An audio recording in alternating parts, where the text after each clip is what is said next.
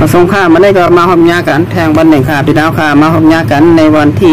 13ค่ะเหลือนทน5 2แห่งปลาย25ระดับคำเพื่อนในค่ะมีข่าวเงาอยู่2หัวข้อข่าวหัวข้อข่าวที่1ซึกมันเอาเพิ่มมินปล่อยมาห้าวแห้งตีเบงเมืองเงาะแหล่ดังเบงหมันตรงค่ะพี่น้องค่ะเมืองสน้อยสึงไตปะทองหัวข้อข่าวที่2อ่อนยิ่งแหล่กลในมุ่งหอเฮินตีเอิงปางแก่ตู้เจเวงเมืองกึ่งอันถูกจุ้มซึกโคเขียวบานให้กั้นจันดูหลายนั่นอ่อนกันไปผัดยานเฮินเยออกในพื้นตีเอิงปางแก่ตู้เย่าว่าไหนวันนี้นะค่ะมาได้หัวข้อข่าวที่1อ่อนดังสุดค่ะเป็กสมาจุ้มซึกไอหมองนากำเขาได้ปืนเผาเกิดปางตึกแทง1เดินเสตาก้อยลายเฮ็ดสร้างเขานั่นอำใจเมื่อหนังตีเขาไล่ปืนเผาไว้ค่ะพี่น้องค่ะเมื่อไหร่จะเลยหันว่าเมื่อข้ายามกลางไหนลาหมอกเก่ามองไปนั่นจุ้มซึกไอหมองมานเขาได้เอาเฮอมินหมากลงหาปักป่องย่อนลงตีเมืองเงาะแหล่ดังเบงหมัดตรง2อ่องตีเมืองเงาะนั่นได้ว่าเป็นตีฮงเฮนพอเป็นพี่น้องคนเมืองนับปุ่นตีได้ลาดว่าตีฮงเฮนนั่นมีไว้จมซึกร้อยตรางเถียนเดี๋ยวเอกเขา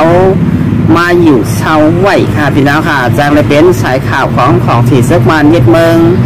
ตีอันไรปลอมโตเข้ามาในปุ่นตีหาข่าวหาตีอยู่ตีเช่า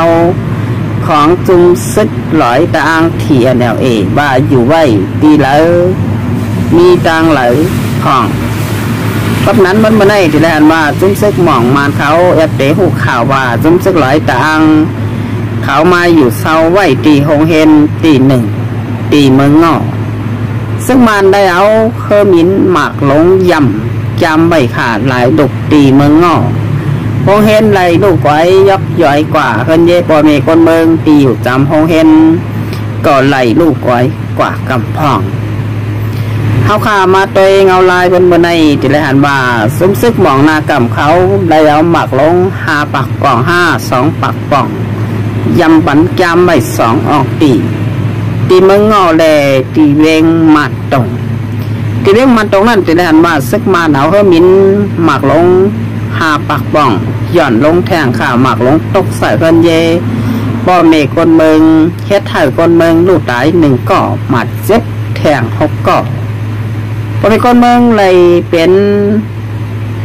โตตายโตแตนก็ว่าเป็นคนตายแตนจุ่มซึกร้อยตาอ้างTNLAค่ะพี่น้องค่ะย้อนว่าพอเป็นคนเมืองมีกับมีตีอยู่ตีเศร้ามีตีแป๊บตีแมบค่ะพี่น้องค่ะซึกมาเอาหมักลงเข้ามาปล่อยหมักแทงเฮ็ดทางมีคนเมืองลูกตาย1ก็หมัดเจ็บกว่า6ก็ขาตีเวงหมัดตรงกำนั้นมันมาได้เพราะเขาได้มาต้อยเถียนเอกเขาจางเตะไว้เจ้าก็จางเตะหายหลายกว่าในปุ่นตีเมืองสน้อยซึ่งได้ปอดห้องไหลขาดสังเขายอมเขี่ยววางเครื่องยิบเกาะกลางบันจนซึกไอหมองนากำเสแลถอยทอนซึกเมื่ออยู่ขึ้น2ออกตีซึกมานเขามักมันปันนั่นก้อยเวงน้ำสั่นได้เวงมาตรง2ออก2เจเวงตีซึกมันมักมันปันในเปิงเงาปึงเมือง2แห่ง8นั่นซึกหลายต่างที่อันดาวเอสมันขลายปินเนขลายบานใดเมืองนั่นเดลายอยู่2ออกตีเว้งน้ำสั่นได้มันตรงก้อยบานไหนสาวต้มซึกหลายที่อันดาวเอเขาย่อมถอยย่อมถอนป้อนไหนจึงบนว่ามือหนามาจางเตะก้อยแลตายหายหลายกว่าแทงดังหนำค่ะพี่น้องค่ะในเป็นเงาลายตีจุงซึกมองมาเขาเอาเฮมินเขาย่ำจำใบขาตีเมืองเงาะแลเวงหมัดตรงกวนเบิงไหลลูกตายแลบาดเจ็บหลายก่อค่ะซึ่งก็เลยค่ะเขาประสิทธิ์ได้เงาลายกว่าซ้อมกันแทงขาใบเสซึกมานั่นกึดปางตึกปืนเผากึดปางตึกเย้ากึดปางตึกแทงเมื่อหนามาจางเตเป็นปางตึกใหญ่ลงเมืองสน้อยซึ่งไตปอดห้องดิบลามจุ่มซึกป่องมานได้จุ่มซึกปีเดียบเขาออกกว่าในปุ่นตีเปลี่ยนกว่าไหลค่ะพี่นะครับเพราะเขามาตัวเงาลายยามเดียวมันซึกมานั่นให้แกงปืนเผาว่ากึดปางตึกเสแหล่หอมแห้งซึก เปิดพร้อมเยาก็เตะเปิดหน้าซึกเขาหลอดตึกกำสื่อค่ะพังสติกันเวลาซุ้มคลายปินเนซุ้มมันคลายบานใดเมืองปันเมือนามาเตจางชนะการมาด้วยดังหัวข้อข่าวที่2ค่ะเป็นนักข่าวมาโดยเงาลายตีเอิงปากเกตูเสเวงเมืองเกิงเมืองสันร้อยสึงไตปักจันนั่นเมื่อวันที่5ป่นมาเตะเลยหันบามีอ่อนยิงอายุ12 ปีถูกกุ้งสะโคเกี่ยวบานให้กั้นจันเขายุ่มเขาเยี่ยมกว่าเอากว่ากั้นจันดูไลนางยิงอ่ำนั้นอ่อนยิงไตเฮาขาอายุเปิ่น12 ปีก้อยเขาเขียวบานให้จุ่มซึกไตอันอ่ำไหลหลอกเมือกเลิงเจิงขาปินนอขาหักหลังเจิดจัดวานเมืองศาสนาโอมปาแทงสังขาและบอมเอกคนเมืองเมือกเลิงเจิงและเมือกหมาเตะขาปินนอขาซึกอันวันในบ่เป็นความไทยบนห้องว่าเป็นโลของสัตว์อันนั้นเป็นคนนั้นเตียวนาอกต่ำเติงเสแลเฮ็ดแกดเขกลางปันปอเมคนเมืองแกดเขกลางปันเพเขียนปอเมคนเมือง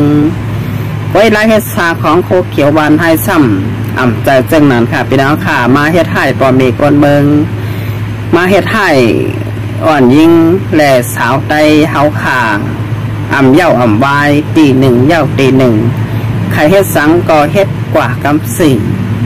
ก็เป็นเมืองจึงไทยก็นั้นกั้นจันดูร้ายอ่อนยิงนั่นเตะญาติตามขอกห้าวเพียงไม่ขาพี่น้องค่ะอ่ำยอม10 ปีขึ้นเนอถึง20 ปีวุ่นขาพี่น้องค่ะสังเป็นเมืองจึงไทยย้อนว่าเมืองเป็นดินหมู่ผลิตจีเผอเฮ็ดพิษก็ตื้นอ่ำไหวค่ะอ่ำว่าซึก5อ่ำว่าคนเมือง5ก็เป็นซึกตามมัน1แคนยานนำค่ะย้อนว่าเป็นจนาตีวันเมืองเป็นคนนั้นถูกลีไล่แกดเขเฮกลางปันบานเมืองและแกดเขเฮกลางปันเพเขียนปอเมคนเมืองในซ้ำมาเฮ็ดให้ปอเมคนเมืองค่ะพี่น้องค่ะแต่เลยว่าเป็นจุงก่อการให้ก้อยอ่ำจะซึกเตียนเอาเนาแค่ต่ำเติงเสแลแกดเขเฮกลางปันปอเมคนเมืองเฮาไหลขาจมซึกโคเขียวบานให้วันเมื่อไหนอ่อนยิงอายุ12 ขวบผมปลาคนในมุ่งหอเฮินอ่อนกันเก็บโคเก็บเล็งส่องออกไปผัดยันเอิงปางกิตู่ขาย้อนบ่าเฮ็ดไทยจือเสียงโคเขียวบานให้แหล่จุงซึกบองจู่เมืองลู่เขาไหลลู่เปิ้นหูกว่าตั้งวานตั้งเมืองดังกำผาเยาขาวันบนในเผยก็เสเนเผยก็ว่าจุงซึกโคเขียวบานให้จุ่มมันโคมกันตั้งจุ่มเมืองดูนั่นเจริญว่าเป้กินดูไลแหมตายปอเมฆคนเมืองไตกั้นจันอ่อนยิงไตและสาวไตเฮาขาตีหนึ่งเย่าตีหนึ่งอ่ำถัดดำไม้ถัดต่อถึงยามเดียวใครเฮ็ดสังก็เฮ็ดกว่าหนังกลางใจเขาใครเป็นบนบ่าอ่ำพึ่งอ่ำนั้นจุ่มซึกโคเขียววานให้จางเตะล่มก่นปังลงกว่าไหลขาย้อนบ่าหักหลังเจอจัดวันเมืองภาษาศาสนาสังขาและปอเมกนเมืองเฮาขาเฮ็ดให้ต่อปอเมกนเมืองและสังขาเจ้ากับนั้นบนในเขาเฮ็ดให้หมึกใหม่เนื้อคนเมืองใต้เฮาขาวันเมื่อนามาเขาเขียววานให้จ้างเตะอ่ำมีตีอยู่ในแผ่นดินจึงไตย้อนปอเมกนเมืองไตถูกลีไล่อ่อนกันตึบลำออกวันออกเมืองกว่าค่ะพี่น้องค่ะกว่าอยู่น้ำยายลงเขาตีเมืองปางสร้างแหล่ปังคำปนขาย้อนเขาเหตุการณ์ปันปีน้องว่าปางสร้างก้อยอ่ำไรเหตุการณ์ปันปีน้องไตอ่ำไรเอาหนาวเฮ็ดต่ำเติงเสแหล่แกดเขให้กลางปันแผ่นดินจึงไตแหล่ปอเมกนเมืองไตเฮาขาในกอดและหันมาลองสุกเยียงหวนเก่าอันเปลี่ยนอยู่ย่ามเดียวเฮาขาเตะและหันบ่าหน้าตีโคเขียวไหลกลมกำนั่นใกล้มีข่าวออกมาค่ะกำกว่ากันจันโดหลายนางยิงกำกว่าเอาปอเมคนเมืองกว่ามัดจอกปอกทบจะถามเอาอย่างไพก็ย่ำมีมาค่ะตีเวงโหปงเมืองสนอยสึงไตปัจจานนั่นย่ามเดียวจือเสียงตุ้มซึกปองจู่เมืองลูกโคเขียวหวานให้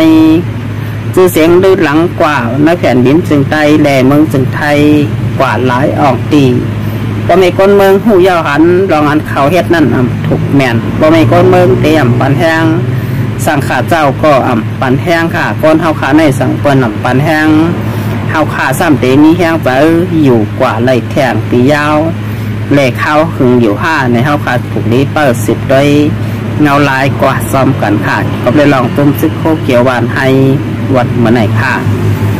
เอาค่าตอนรายการข่าวค่าอะไรสุดเซ็งกว่ายาวค่านี้จมขอบใจอย่านำถึงพี่น้องค่ะเดินเข้ามากดแชร์กดไลค์กดติดตามบนช่องเพจและช่องยูทูบอยู่ถูกก็ถูกคนค่ะตอนนี้มาในค่าแต่ย้อนติดตื่นรายการไว้จีนในก่อนค่ะมาส่งค่ะ